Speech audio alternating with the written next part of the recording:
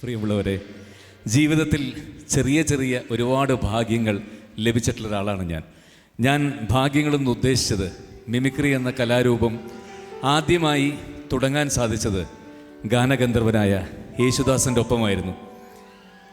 അന്ന് ദാസേട്ടൻ്റെ കൂടെ പ്രോഗ്രാം ചെയ്യുമ്പോൾ ഒരു വേദിയിൽ വെച്ച് യേശുദാസിനെ തന്നെ ഒന്ന് ഇമിറ്റേറ്റ് ചെയ്തു, അദ്ദേഹത്തെ പോലെ സംസാരിച്ചു. അത് ഇപ്രകാരമായിരുന്നു.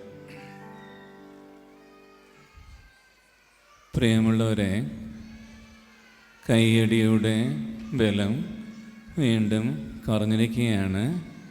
സാരമില്ല.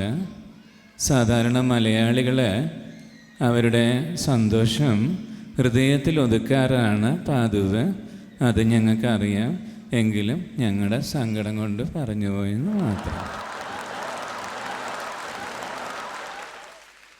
ഒരിക്കൽ യേശുദാസും പി ലീല, മൺമറഞ്ഞു പോയ പഴയ ഗായിക പി ലീലയും ചേർന്നിട്ടുള്ള പ്രോഗ്രാം ഉണ്ടായിരുന്നു.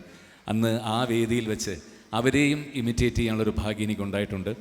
പി ലീലയെ ഒരുപക്ഷെ പുതിയ തലമുറയിലെ ആളുകൾ അവർക്കറിയുമെന്ന് തോന്നുന്നില്ല, എങ്കിലും പഴയ തലമുറയിൽപ്പെട്ട ആളുകൾക്ക് ഓർക്കാൻ സാധിക്കും എന്ന് വിചാരിക്കുന്നു. അന്ന് അവർ ഇമിറ്റേറ്റ് ചെയ്ത് ഇപ്രകാരമായിരുന്നു.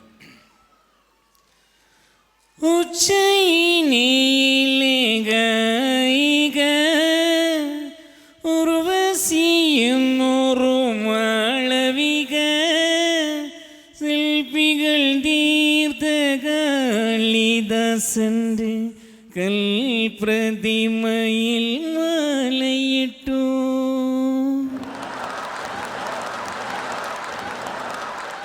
ഇതുപോലെ വർഷങ്ങൾക്ക് മുമ്പ് രണ്ട് ലെജൻസ് ഒരുമിച്ചു നമ്മുടെ എറണാകുളത്ത് വെച്ച്, യേശുദാസും കിഷോർ കുമാറും.